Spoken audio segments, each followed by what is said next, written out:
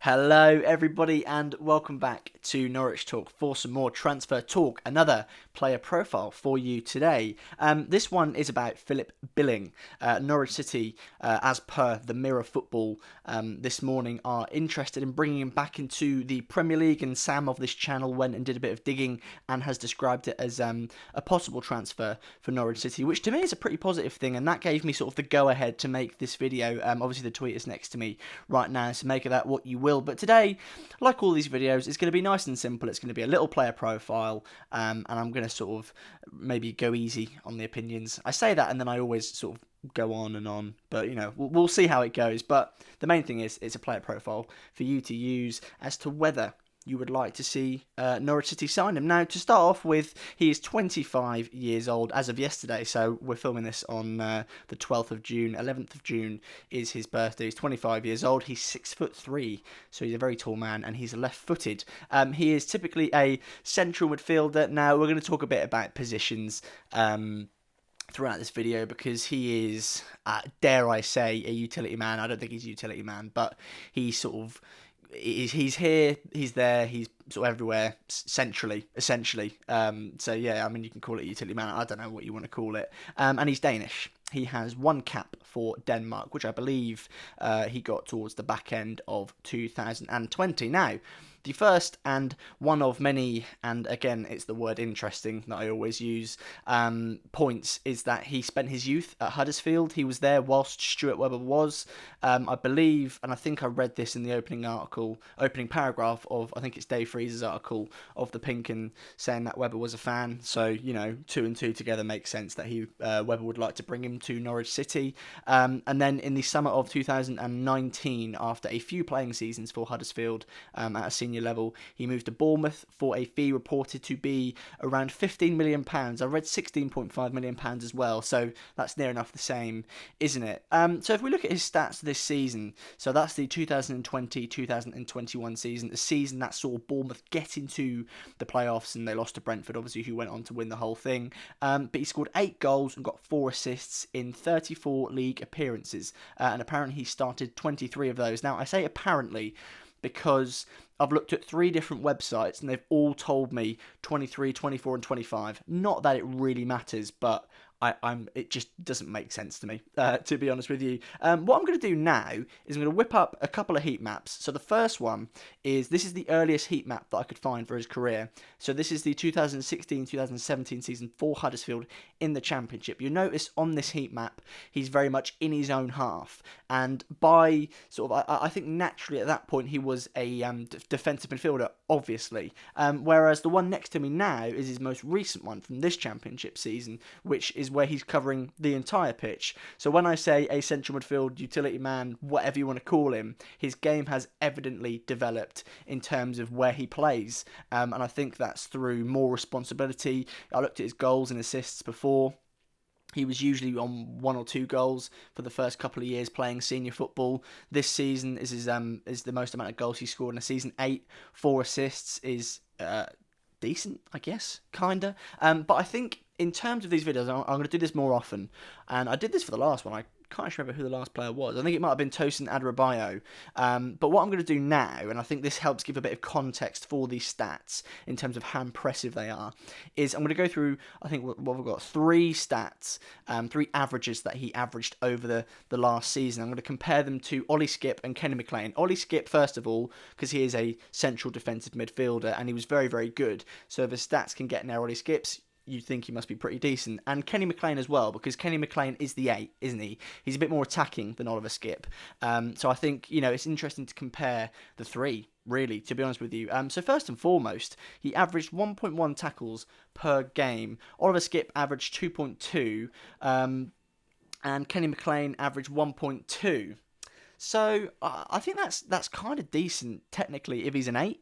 If he is, and you know what? As I read these stats here, I do wonder whether maybe, not harsh, but it's interesting to compare him to Oliver Skipp, because Oliver Skipp had such an exceptional season.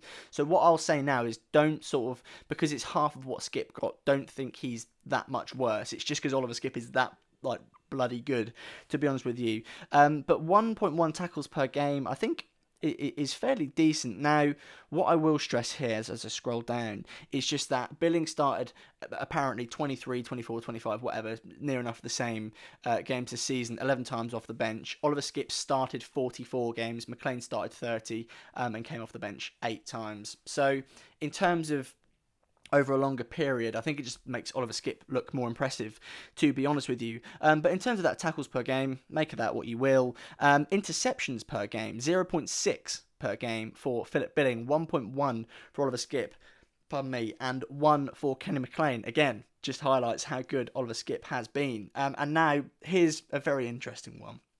It's passing accuracy. And this is one that I, dare I say, have authority. I have experience of watching Norwich City play football. So this passing accuracy means a lot to me, and I'm sure it does to you as well, and it will to Daniel Farker, because passing is the base of Norwich City football at the moment, isn't it? And he had 77.5% accuracy in terms of passing accuracy over the season. And again, it's in less games, so I don't know really what to make of that. You can make of that whatever you will. Skipp had 88%. Kenny McLean had 82%. Now, 28 passes per game is what Philip Billing averaged, I should say as well. For Skipp, it was 56 with 88% accuracy. Kenny McLean averaged 47.7, so round it up to 48 if you please, and had 82. So I'll be brutal here. That's not great, is it, particularly in terms of passing accuracy? Now, I know that for a lot of clubs, I think that would suffice. That would be fairly decent, but Norwich City's football, as I said, it's possession based. It's about being effective and efficient with the ball, and I don't think 77.5% from 28 passes is particularly great for Norwich City standards anyway.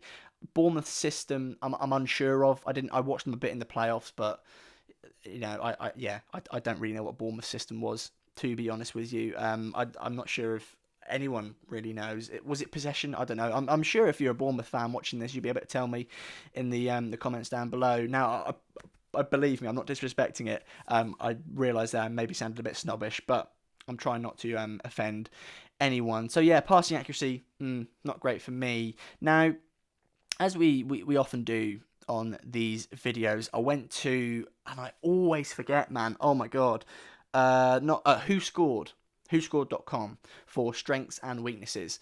And his only weakness, according to the website, is passing, which isn't promising for me. What's even more, what intrigues me most, to be honest with you, beyond that, is it says his strengths are aerial duels, interceptions, and tackling.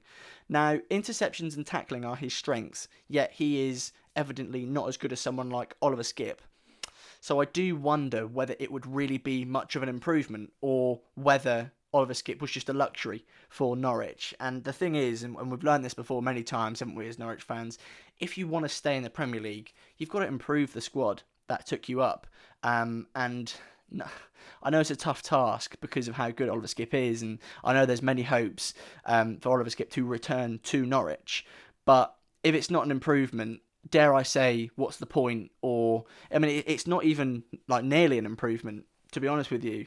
So it's not particularly that pleasing to me, to be honest with you. But it's important to stress that I haven't seen him play every week. So let's just remember that. The last thing I'm going to say as well is he's made 77 appearances in the Premier League. I don't know if you can see it. I've got a bug on my glasses. I could just see that in the bottom of my eye. Oh, there it is. There it goes. Blimey, that was very distracting. 77 appearances he's made in the Premier League over, I think that's two, maybe 3 seasons for both Bournemouth and Huddersfield, and he's lost 60% of those matches. So if anything, he would fit in perfectly at Norwich City. As I say that, I just remember how many Premier League games I've watched us lose. Oh dear me, that's a bad memory, isn't it? But 77 appearances in the Premier League is decent. Equally, I believe that's 2 relegation seasons. I've seen a lot of tweets about him being a decent signing because he's got Premier League experience. What is that Premier League experience? Getting relegated a couple of times, is that really what you want? And now, by no means have I got a problem with relegated players, of course, but is that really, like, the idea of saying the experience is good? Is it adding anything if he's been relegated twice? I don't really think so, to be honest with you. But that's all for the video in terms of stats, etc., and things for you to use to make up your mind as to whether you'd like him to sign for Norwich City. I personally don't really want him to sign for Norwich, to be honest with you. I think the fee being reported is about £15 million. I believe that Stuart Webber and his team, with the money from, like, for example, the Emi Buendia transfer, I think with that money they'd be able to find someone better for cheaper. I really trust them to do that. And again, I'm holding out every hope that Ollie Skipp returns to Norwich. I don't really think he will, but I also said a couple of weeks ago I thought Emi Buendia would remain a Norwich City player going into the Premier League season. So I'm usually wrong when it comes to this sort of stuff, but I don't really want Philip Billing.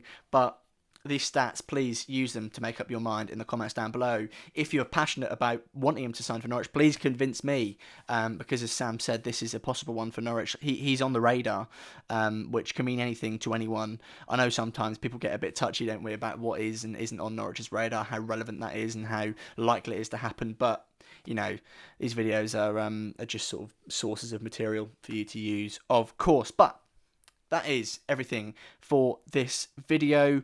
I'm not sure when I'll see you next, to be honest with you. I imagine it'll be for another transfer rumour, maybe for another podcast, because, you know, a lot has happened since the last one. You've now got Philip Billing, Angus Gunn, basically being signed for Norwich, essentially, according to many media outlets, and the BK8 deal was dropped, although I do kind of want to stay clear of that. And obviously Buendia put out his little emotional statement. So we'll have plenty to dig into the next podcast, whenever that is. Who knows? But until then, I'll see you all again very, very soon.